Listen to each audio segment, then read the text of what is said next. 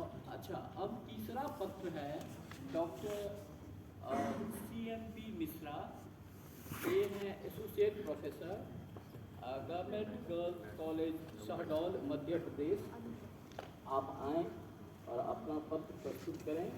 इनका विषय है, टॉपिक है वर्तमान कालखंड में मध्यम मार्ग की प्रासंगिकता, the relevance of middle path in the present time period.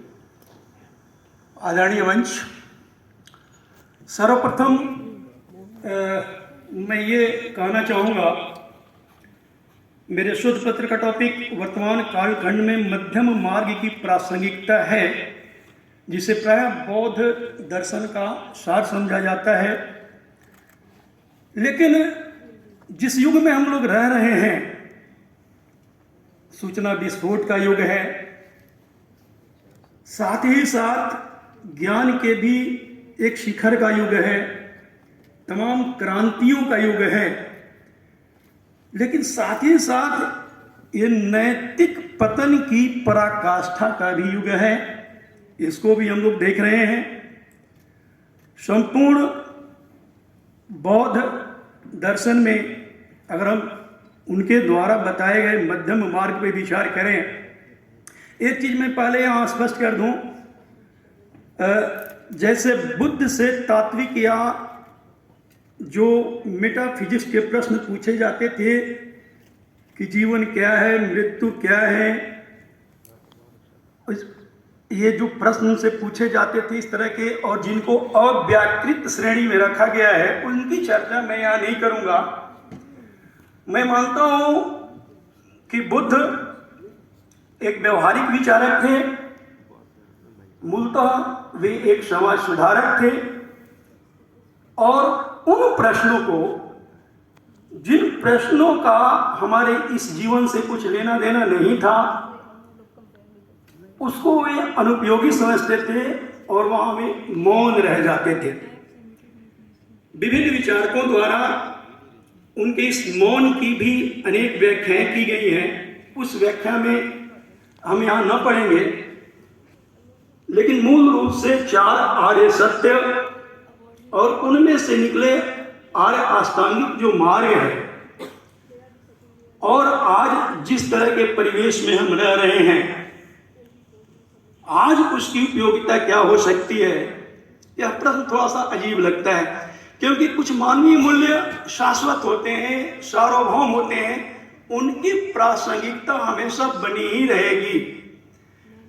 तो मैं अपना सारांश और उसके बाद कुछ जिन चीज़ों को जरूरी समझता हूँ उनकी चर्चा करूँगा, फिर आपसे समझने की कोशिश करूँगा। मैं वर्तमान विश्व में भूमंडलीकरण, उदारीकरण, निजीकरण आदि के परिणाम स्वरूप जो बाजारवाद व उपभोक्ता संस्कृति विकसित हुई है, उसने शाश्वत जीवन के मूल्यों, परंपराओं, इतिहास तथा संस्कृति से अमित्रता का संबंध स्थापित किया है। भारतीय समाज भी इससे अछूता नहीं है। यद्यपि भारतीय समाज सदियों से बहुलवादी, विविधता युक्त, बहुजातीय व तंद्रिल समाज रहा है, और भारतीय जनमानस में प्रायः सभी ने अपनी विरासत को अनिवार्यतः एक सामाजिक संस्कृति के रूप में पहचाना है। इसमें सहिष्णुता, यहाँ एक छोटा सा विराम लूंगा मैं। इस शब्द पर कभी कभी हमको बड़ी आपत्ति होती है। सहिष्णुता, ऐसा प्रतीत हो रहा है कि हम बर्दाश्त कर रहे हैं। क्यों ना हम लोग सहिष्णुता शब्द की जगह पारस्परिक सम्मान शब्द का प्रयोग करें।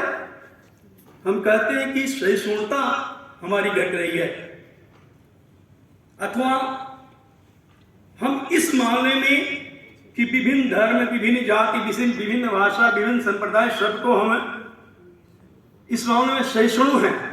हम ये क्यों नहीं कहते कि हम सबका सम्मान करते हैं। तो मेरा एक सुझाव है कि सहिष्णुता शब्द की जगह अगर सम्मान शब्द का प्रयोग किया जाए, पारस्परिक सम्मान शब्द का प्रयोग किया जाए, तो ज्यादा बेहतर होगा। तो पारस्परिक सम्मान, सामंजस्य तथा सह अस्तित्व जैसे मूल्यों का प्रभुत्व रहा है हमारे समाज में। तथापि भारतीय समाज आज एक तीव्र सामाजिक, राजनीतिक, आर्थिक संक्रमण से गुजर रहा है। और यह कहने के लिए हमें क्षमा करेंगे, लेकिन त्वरित लाभ की दृष्टि से प्रेरित राजनेताओं, राजनीतिक दलों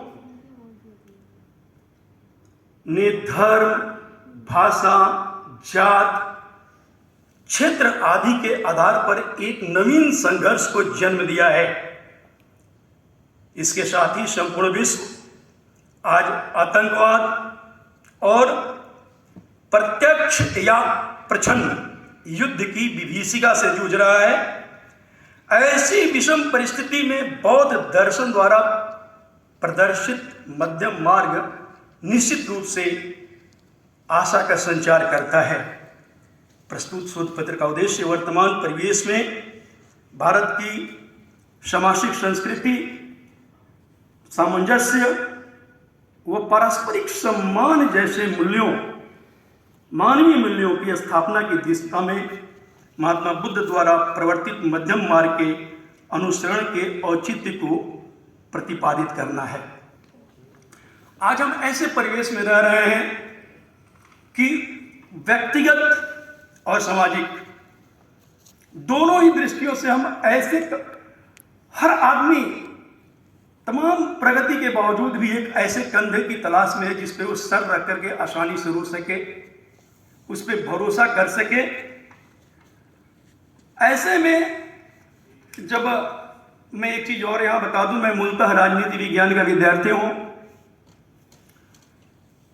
लेकिन इस पेपर को तैयार करने में हम पुनः अपने विद्यार्थी जीवन में चले गए और कुछ पुस्तकों को जब अध्ययन किया तो लगा कि बौद्ध धर्म कब प्रासंगिक नहीं था और कब शाश्वत नहीं था, कब सार्वभौम नहीं था। फिलहाल बौद्ध धर्म मुख्यतः आचार धर्म है। जब हम बुद्ध की शिक्षाओं का सिंहावलोकन करते हैं तो उसमें आचार शास्त्र, मनोविज्ञान, तर्क शास्त्र आदि पाते हैं, लेकिन परंतु तत्व दर्शन का वहां अभाव पाया जाता है, जो शुरू में मैंने कहा, क्योंकि उनसे जब भी दर्शन शास्त्र से संबंधित कुछ तात्विक प्रश्न किए जाते थे तो अनेक लोकप्रिय प्रश्नों की भी वे अवहेलना कर देते थे। यह विश्व शाश्वत है, अशाश्वत है, ससीम है, असीम है, शरीर एक है, शरीर से भिन्न है, मृत्यु के बाद तथागत का पुनर्जन्म होता है, नहीं होता है, क्या उनका पुनर्जन्म होना न होना दोनों ही बातें सत्य हैं अथवा दोनों ही असत्य हैं। ये ऊपर जिन प्रश्नों की हमने चर्चा की, ये पाली साहित्य में अव्याकृत प्रश्न के नाम से जाने जाते हैं। इसमें से प्रथम 4 विश्व से संबंधित, बाद के 2 प्रश्न आत्मा से और अंतिम 4 तथागत से संबंधित हैं। और इस पर विभिन्न विद्वानों ने अपने अलग अलग मत दिए हैं, उनकी चर्चा हमने यहाँ पे की है, लेकिन पढ़ने की दृष्टि से उसको बहुत महत्वपूर्ण मैं नहीं मानता। अब मैं मूल बात पे आता हूँ। जो मध्यम मार्ग जो उनका है वो 4 आर्य सत्यों में से निकला है। प्रथम आर्य सत्य संसार दुखों से परिपूर्ण है, दूसरा दुखों का कारण है, तीसरा दुखों का अंत संभव है, और सबसे महत्वपूर्ण दुखों के अंत का मार्ग है। जो शुरू में बुद्ध को निराशावादी दार्शनिक से विभूषित किया गया कि सर्वत्र दुख ही दुख वो देखते हैं, लेकिन हम देखते हैं कि अंत में आते आते वो जिन्होंने जिन आर्य सत्यों के बीच से ही उन्होंने 8 मार्गों की जो चर्चा की है चौथे आर्य सत्य के बाद, हमारे पहले किसी ने वो द्वादश निदान की चर्चा की, उनकी चर्चा फिर यहाँ हम नहीं कर रहे हैं, लेकिन जो उनके बताए 8 मार्ग हैं, यदि उनका अनुकरण हम करें तो कोई कारण नहीं है कि हमारे जीवन से बहुत सी चीजें, व्यक्तिगत जीवन से, सामाजिक जीवन से, और वही यथा पिंडे तथा ब्रह्मांडे। यदि हम लोग अपने आप में सुधार करेंगे तो समाज में सुधार होगा ही होगा। यदि हर राष्ट्र सुधर जाए तो विश्व सुधरेगा ही सुधरेगा। तो यहां सबकी एक एक करके चर्चा न करके मैं जिसको बहुत महत्वपूर्ण समझ रहा हूं उसकी चर्चा कर रहा हूं कि जो 8 मार्ग उन्होंने बताए हैं उसमें से कुछ लोग ये मानते हैं कि जो बुद्ध के विचार जो आशावाद से ओतप्रोत हैं और यहाँ ऐसे मार्ग का संकेत है जिसका अनुसरण प्रत्येक व्यक्ति बिना किसी भेदभाव के कर सकता है। उद्घाटन सत्र में चूंकि मैं थोड़ा विलंब से पहुंचा था इसलिए उन सज्जन का नाम तो नहीं बता पाऊंगा, लेकिन एक चर्चा चली कि बुद्ध ने हिंदू धर्म से इसको लिया और क्यों लिया, कैसे लिया। लेकिन एक शब्द जो बुद्ध को व्यवहारिक बनाती है और सबके लिए अनुकरणीय बनाती है उसकी चर्चा वहां शायद उन्होंने उसको अनजाने में ही उसको छोड़ दिया। बाद के विचारकों ने जरूर उसकी चर्चा की होगी कि बौद्ध धर्म की सबसे बड़ी विशेषता थी कि वो सबके लिए खुली थी, किसी भी आधार पर कोई भेदभाव नहीं था, न जाति के आधार पर न लिंग के आधार पर। हालांकि बाद में इसकी आलोचना हुई लेकिन वो हमारे यहां डिस्कशन का विषय नहीं है। लेकिन बिना किसी भेदभाव का जो शब्द है वो बहुत महत्वपूर्ण है, क्योंकि विश्व इसी से तो परेशान है। स्त्री पुरुष में भेदभाव, जाति का भेदभाव, कहीं रंग का भेदभाव, यानी हम मनुष्य हैं लेकिन हमने ढूंढ लिया है भेदभाव को। कुछ लोग तो ये भी तर्क देते हैं कि भेदभाव तो रहेगा ही, लेकिन महात्मा बुद्ध कहते हैं कि नहीं, अगर हम उनके बताए मार्ग पे चलते हैं तो ये समाप्त हो सकता है। इससे बड़ा आशावाद क्या हो सकता है? उस मार्ग का अनुसरण तो करें। सील, समाधि और प्रज्ञा, 8 आर्य सत्यों में भी, अष्टांगिक मार्गों में भी सील, समाधि और प्रज्ञा को विशेष महत्व दिया गया। लेकिन सम्यक दृष्टि, सम्यक संकल्प, सम्यक वाक, सम्यक कर्मांत, सम्यक आजीविका, सम्यक व्यायाम, यहां थोड़ा समझ लो। सम्यक आजीविका, हम यहां भ्रष्टाचार की चर्चा नहीं करेंगे, लेकिन ये सरल सी बात किसी के समझ में क्यों नहीं आती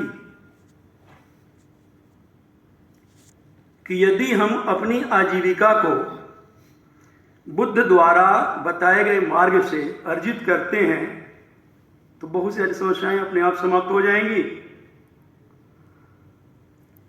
सदाचार के नियमों के अनुकूल आजीविका के अनुसरण करने को सम्यक आजीविका यदि कहें और जीवन निर्वाह के लिए किसी निषिद्ध मार्ग का उपयोग न करें, कितना सरल है, लेकिन इसका पालन शायद उतना ही कठिन है।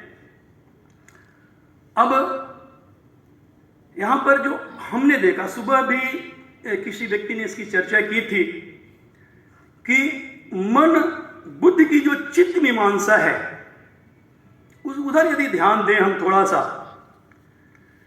तो सम्यक व्यायाम जो छठा उनका अष्टांगिक मार्ग के अंदर राइट एफर्ट्स जो हैं, जिसकी आवश्यकता मैं आज सर्वाधिक समझता हूं।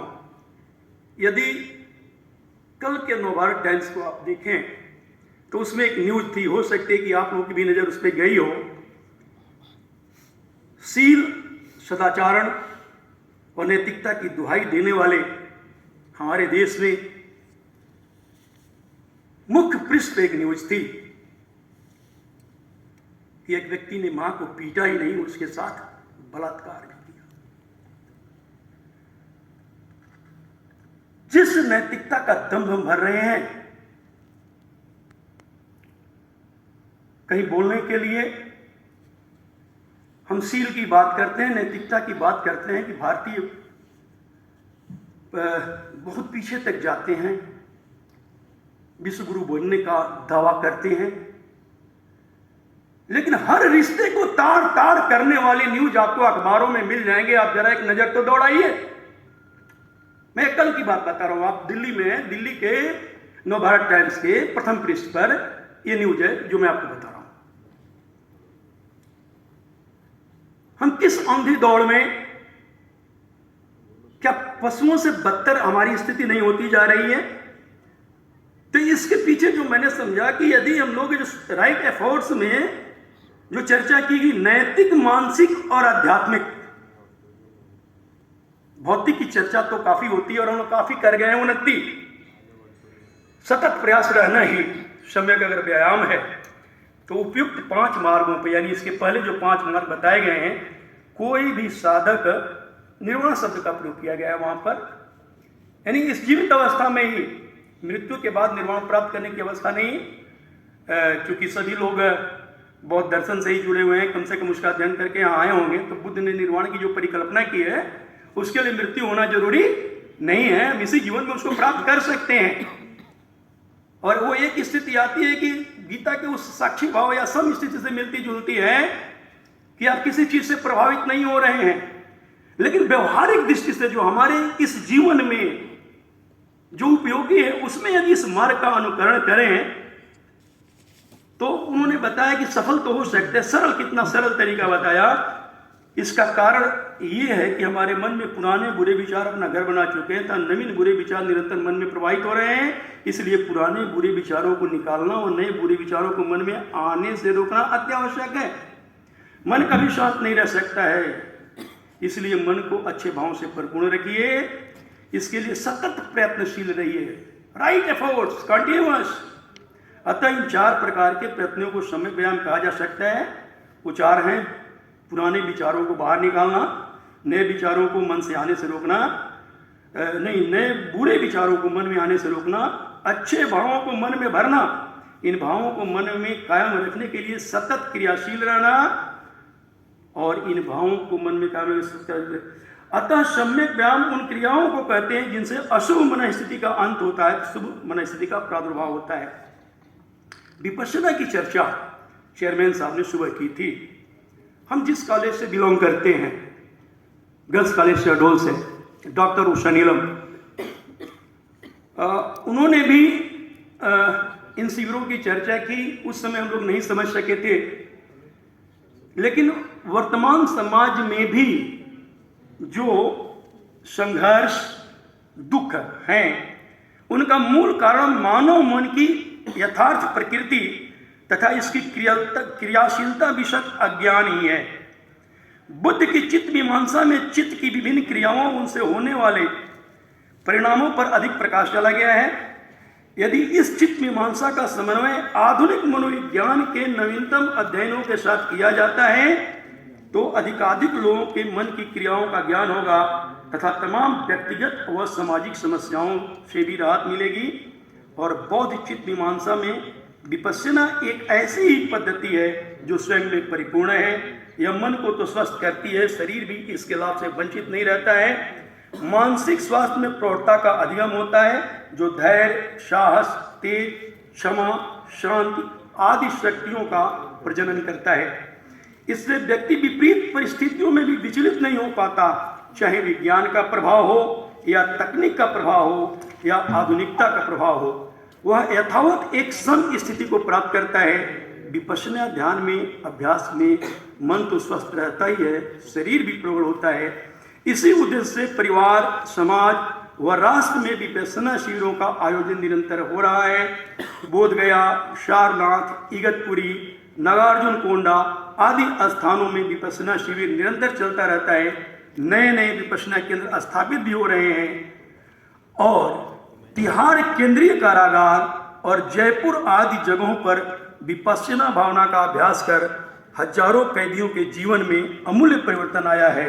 इसके अभ्यास से मैत्री भावना तथा करुणा की दृष्टि का उदय होता है, राग व द्वेष का क्षय होता है, समाज में समरसता व समरसता विद्यमान होती है जो राष्ट्रीय एकता और अखंडता का पोषक है।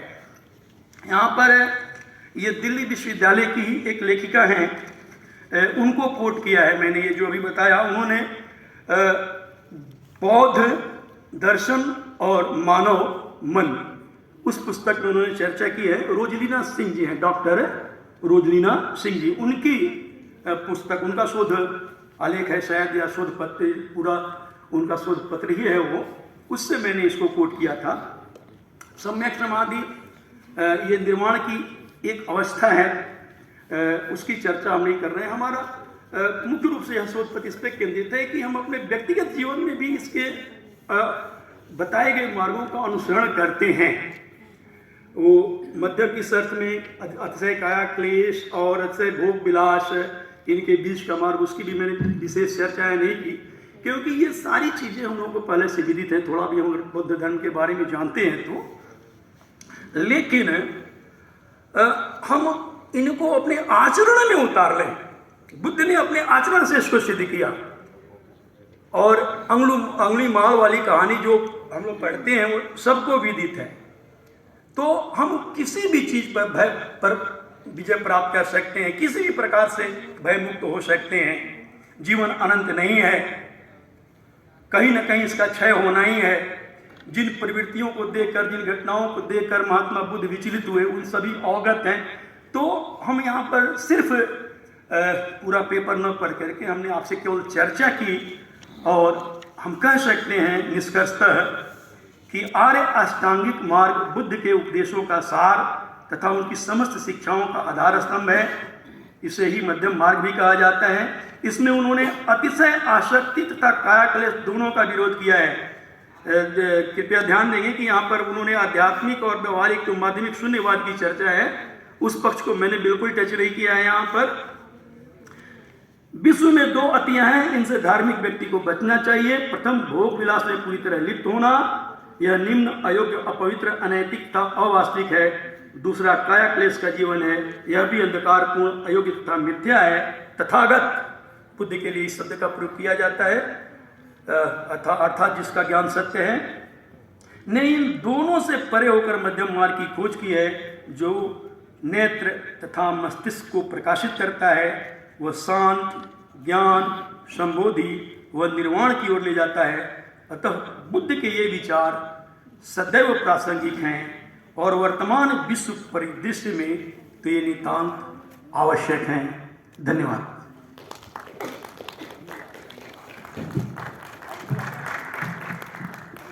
आपके समक्ष है, कोई प्रश्न? सर, सबसे पहले तो मुझे आपका पेपर बहुत इंटरेस्टिंग लगा, बहुत अच्छा लगा। आपने बुद्ध के जितने दर्शन हैं, मूलभूत चीज़ों को, बहुत सारी चीज़ों का, मैंने पेपर नहीं पढ़ा सर। हाँ ठीक है, मैंने अपनी बात रखी, पेपर पढ़ने में तो बहुत समय लगता है और मुझे बहुत अच्छा लगा।